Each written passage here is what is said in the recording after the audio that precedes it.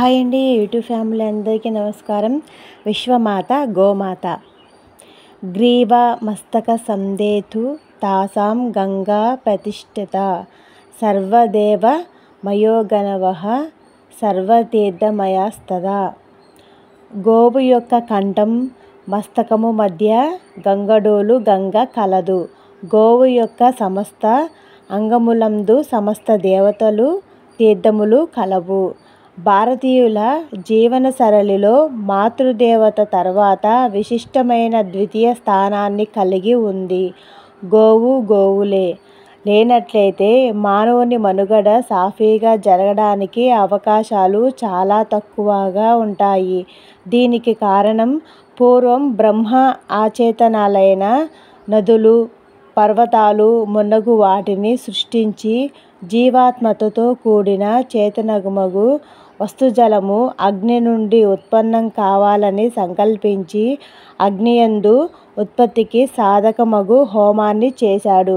శరీరం కొరకు వాయువు, చక్షువు కొరకు ఆదిత్యుడు హోమం చేశారు. వారి హోమం వలన గోవు ఒకటే ఉద్భవించింది. గోవుకు వేద ప్రమాణమైన ప్రాముఖ్యత కలదు. అగ్ని సంబంధమగు హోమం వలన గోవు జన్మించుట చేత గోవునకు అగ్నిహోత్రమని పేరు వచ్చింది.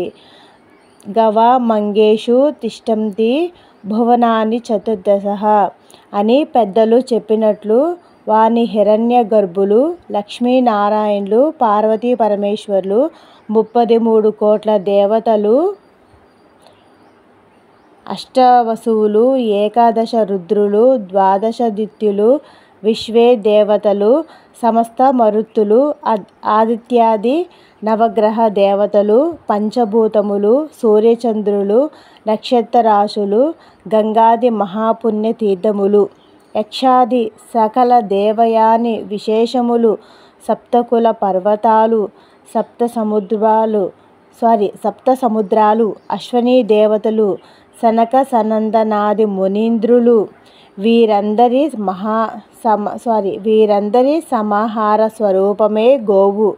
అగ్ని ఆహుతము, దేవతలు, ఈ త్రివేణి సంగమమే గోమాత. కావున గోప్రదక్షిణము భూప్రదక్షిణముతో సమానము.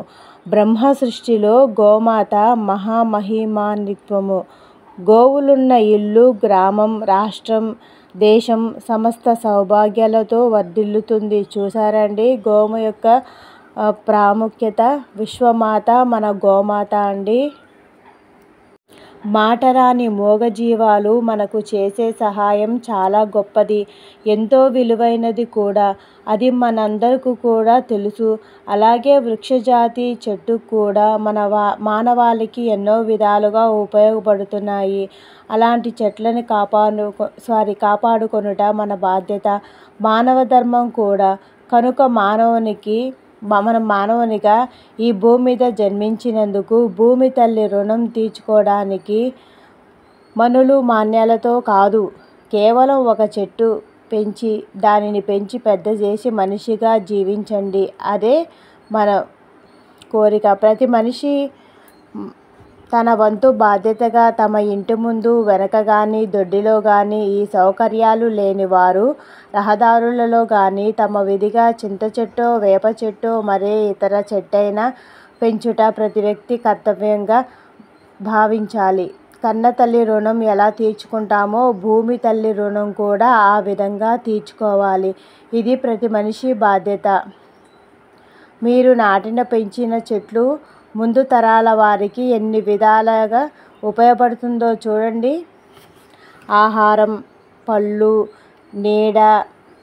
1 ఆహారం, పళ్ళు, 2 నీడ, 3 ప్రాణవాయువు, 4 నీరు అంటే వర్షం, 5 పశుగ్రాసం, 6 ఔషధములు,